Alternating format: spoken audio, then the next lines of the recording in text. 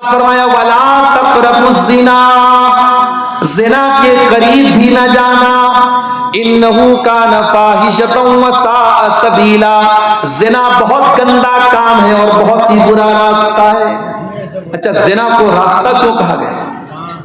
अभी मैं स्टेज पर आ रहा था, मैं दाहिनी तरफ से आया, मुझे यहाँ के जिम्मेदार ने कहा मौलाना आप गलत रास्ते पर आ गए, इधर बाएं साइड से स्टेज पर आना चाहिए, तो रास्ता इधर से बना है। मैंने कहा भाई मुझको पता नहीं था, मैं तो चला आया इधर ही से।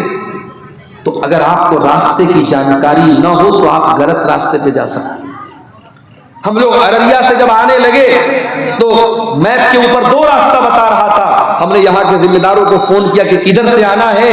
इन लोगों ने कहा नहीं, आप अररिया कोर्ट के पास से जो रास्ता किया उधर से आइए। रास्ता अगर गड़बड़ जरा सा हो जाए तो हम कहीं से कहीं निकल सकते हैं मेरे भाई। वला तक़रबुज़्ज़िना, अल्लाह कह रहा है कि ज़िना के करीब भी मत जाना। इन्नहु काना फ़ाहिशतन, ये बहुत गंदा काम है। वसाअ सबीला, और बहुत बुरा रास्ता है। अगर आज तुम किसी की बहू बेटी के साथ खेल रहे हो, किसी की लड़की के साथ खेल रहे हो, किसी की बेटी के साथ, किसी की बहन के साथ खेल रहे हो, कल तुम्हारी बहन के साथ भी कोई खेलेगा। तुम वैलेंटाइन डे पर किसी को फूल दे रहे हो, जरा पता लगाओ कहीं तुम्हारी बहन को भी कोई फूल तो नहीं दे रहा है। मगर एक बात बताऊं, ये सब चीजें उसको बुरी लगेगी जिसके अंदर गैरत हो, और जब गैरत मर जाए तो आप बड़े बड़े शहरों में जाके देख लीजिए, वहां किसी को कोई फर्क नहीं पड़ता। तू मेरी बहन को छेड़, मैं तेरी बहन को छेड़ूंगा। तू मेरी बहन को अपनी गर्लफ्रेंड बना, मैं तेरी बहन को अपनी गर्लफ्रेंड बनाऊंगा। वहां ये कल्चर है मेरे प्यारे साथियों, ये कल्चर वहां पैदा होता है जहां गैरत मर जाती है, और जिसके अंदर गैरत बाकी रहती है उसको बहुत बुरा लगता है।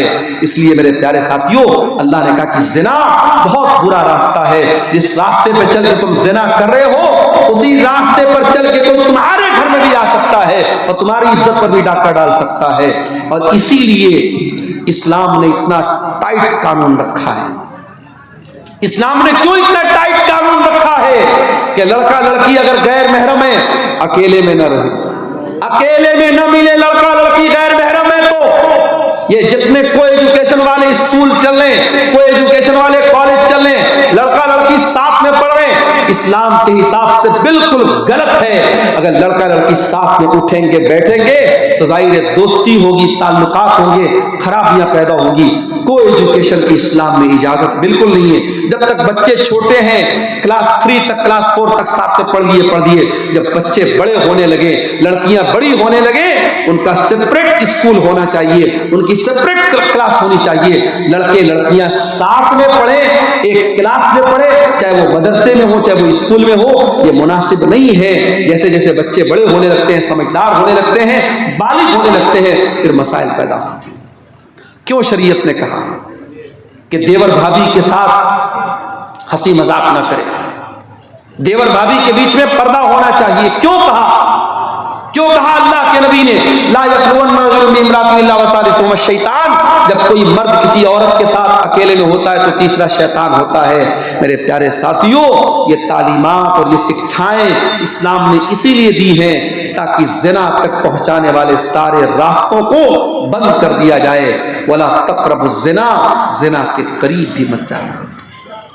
उसके बाद फरमाया वला तक़तुलुन नफ़्सल्लती हर्रमल्लाहु इल्ला बिल हक़्क़ि, और किसी निर्दोष की हत्या मत करना, किसी बेकसूर को कत्ल मत करना। हाँ, जिसको कत्ल करने की अल्लाह ने इजाजत दी है, अल्लाह ने 3 लोगों को कत्ल करने की इजाजत दी। 3 लोगों को कत्ल किया जा सकता है इस्लामी हुकूमत के अंदर। नंबर 1 अस्सय्यिबुज़्ज़ानी, शादीशुदा अगर कोई मर्द है या औरत है ज़िना कर लेता है और इस्लामी हुकूमत है, इस्लामी अदालत है और ज़िना साबित हो गया है, पत्थरों से मार मार के खत्म कर दिया जाएगा, कत्ल कर दिया जाएगा। नंबर 2, अगर कोई किसी को कत्ल कर दे तो कातिल को कत्ल के बदले में कत्ल कर दिया जाएगा, किसास ले लिया जाएगा। ये दूसरा कत्ल है जो इस्लाम में जायज़ है। और तीसरा कत्ल, इस्लामी हुकूमत के अंदर अगर कोई मुसलमान है और वो मुर्तद हो जाए, इस्लाम को छोड़ दे, इस्लाम का इनकार कर दे, मुर्तद हो जाए और ये साबित हो जाए कि इस्लामी हुकूमत के अंदर ये था और पहले से मुसलमान था, पहले से अगर गैर मुस्लिम था कोई मसला नहीं, पहले से मुसलमान था और मुसलमान होकर के मुर्तद हो गया, इस्लाम में उसकी सजा सजाए मौत है। ये 3 कत्ल इस्लाम में इजाजत है। इस्लाम में किसी निर्दोष की हत्या की इजाजत नहीं है। उसके बाद फरमाया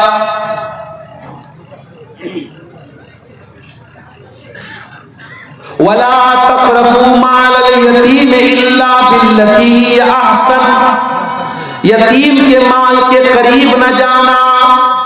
जो बच्चा यतीम है, जिसका बाप मर चुका है, अगर उसका माल तुमको मिल जाए तो उसका माल मत हड़प जाना, उसका माल मत खा जाना, उसके माल के करीब न जाना।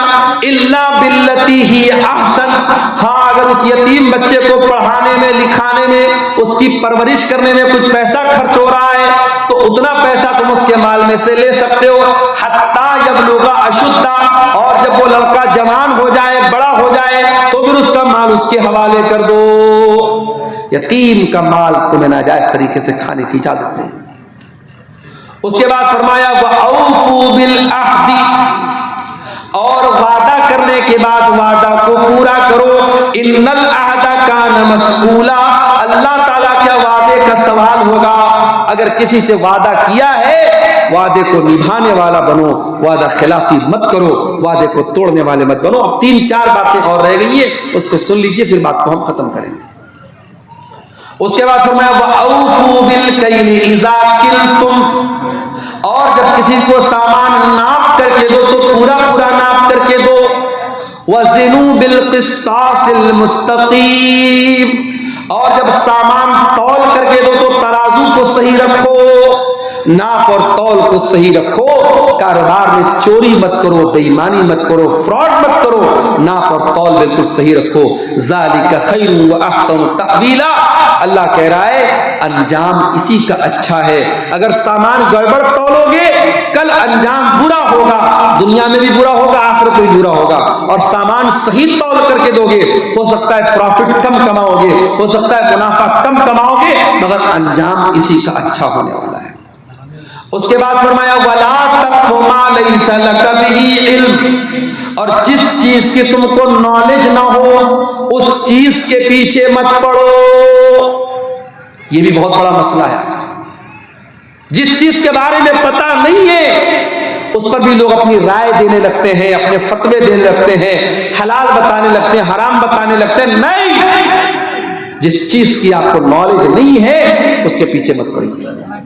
वला तक़फ़ु मा लैसा लका बिही इल्म, जिस चीज का तुमको इल्म नहीं है उस चीज के पीछे मत पड़ो। इन्नस समअ वल बसरा वल फुआदा कुल्लु उलाइका काना अन्हु मस्ऊला,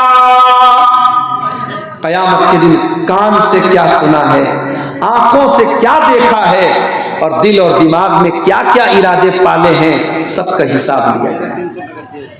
कानों से क्या क्या सुन के आए हो, आंखों से क्या क्या देख के आए हो, ये फेसबुक पर तुमने क्या देखा, ये रील्स में तुमने क्या देखा, ये इंस्टाग्राम में तुमने क्या देखा, तुमने जो देखा है उसका हिसाब देना पड़ेगा, अल्लाह के सब पूछा जाएगा। आज इंस्टाग्राम के जरिए और फेसबुक के जरिए जो नौजवान लड़के और लड़कियों में जो बेहयाई परोसी जा रही है, मेरे भाइयों, अल्लाह की पनाह है। और इस बेहयाई को परोसने में सिर्फ गैरों का हाथ नहीं, हमारा भी हाथ है, हमारे मुसलमानों का भी हाथ है। कितने मुसलमान लड़के हैं जो वाहियात वीडियो बना करके, गंदी वीडियो बना करके आज इंस्टाग्राम पे छोड़ रहे हैं। और याद रखना, अगर किसी गंदी वीडियो को आपने देखा तो उसका गुनाह तो आप तक था, लेकिन जब आपने शेयर कर दिया, आपने फॉरवर्ड कर दिया, आपने मोबाइल पर स्टेटस लगा दिया, अब 500 लोगों ने देखा, 1000 लोगों ने देखा, एक गंदी चीज को जितने लोगों ने देखा उन सब का गुनाह उनको भी मिलेगा और आपके आपके नामे आमाल में भी लिखा जाएगा। अगर आपने कोई अच्छी तकरीर शेयर कर दी, कोई अच्छी क्लिप शेयर कर दी, कोई आलिम का बयान शेयर कर दिया, कोई कुरान की आयत शेयर कर दी, आपको सवाब तो मिलेगा मिलेगा। जितने लोग उसको पढ़ेंगे और उस पर अमल करेंगे और उसको देखेंगे, उसका सवाब भी आपको मिलेगा। मेरे प्यारे साथियों, इसलिए जिस चीज की नॉलेज ना हो उस चीज के पीछे मत पड़ो और गलत कोई चीज शेयर मत करो। अगर कोई दीन से भी रिलेटेड चीज है, आप उलमा से मशवरा करने के बाद, उलमा से राय लेने के बाद उसको फॉरवर्ड कीजिए। उसके बाद आखिरी की दो नसीहत, वला तमश फिल अर्ज़ि मरहा, और जमीन में अकड़ करके मत चलना, जमीन में तकब्बुर मत करना, अहंकार मत करना, गुरूर मत करना। इन्नका लन तखरिकल अर्द वलन तबलुगल जिबाल तूला, तू तकब्बुर क्यों करता है? न तो तू जमीन को फाड़ सकता है, न पहाड़ों पे चढ़ सकता है। ऐ हकीर पानी से पैदा हुए इंसान, ऐ मिट्टी के बने हुए इंसान, तू किस बात पर तकब्बुर करता है, किस बात पर गुरूर करता है? तुझे न तो तू अपने पैरों से चल के जमीन को फाड़ सकता है, न अपने पैरों से चल करके तू आसानी से पहाड़ों की बुलंदियों पर चढ़ सकता है। तू क्यों तकब्बुर करता है? अकड़ करके मत चलना। वला तमश फिल अर्ज़ि मरहा, जमीन में अकड़ करके मत चलना। और ये सब बयान करने के बाद आखिर में अल्लाह फिर कहता है, ज़ालिका मिम्मा औहा इलैका रब्बुका मिनल हिक्मा। ऐ नबी, ये 15 बातें हमने जो बयान फरमाई है, ये हिकमत की बातें ऐ नबी हमने आपकी तरफ नाजिल की है। वला तजअल मअल्लाहि इलाहन आखर, ऐ नबी आप अपनी उम्मत को ये नसीहत भी पहुंचा दीजिए कि अल्लाह के साथ किसी को शरीक मत करना।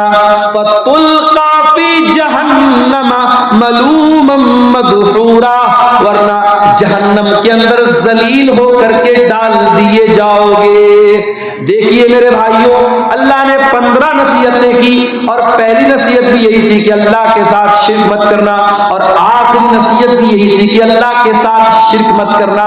पता ये चला कि मुसलमान की जिंदगी की शुरुआत भी अल्लाह अकबर से होनी चाहिए और ला इलाहा इल्लल्लाह से होना चाहिए, और मुसलमान की जिंदगी खत्म भी हो तो ला इलाहा इल्लल्लाह पर खत्म होनी चाहिए। तौहीद पर जिंदा रहे और तौहीद पर मुसलमान की जिंदगी खत्म हो, अपने मरते दम तक अपनी तौहीद की हिफाजत करे। इसीलिए अल्लाह ताला ने जो 15 नसीहतें बयान की हैं, उसमें पहली नसीहत में भी अपने ईमान को बचाने की बात कही और शिर्क से बचने की बात कही, और आखिरी नसीहत भी अल्लाह ने यही की कि शिर्क मत करना, अल्लाह के साथ किसी और को मत पुकारना।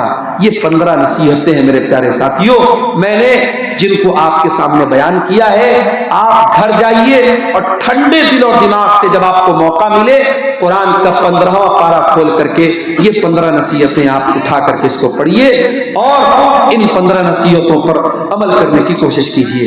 आइए हम अल्लाह रब्बुल आलमीन से दुआ करें, अल्लाह ताला इन 15 बातों पर हम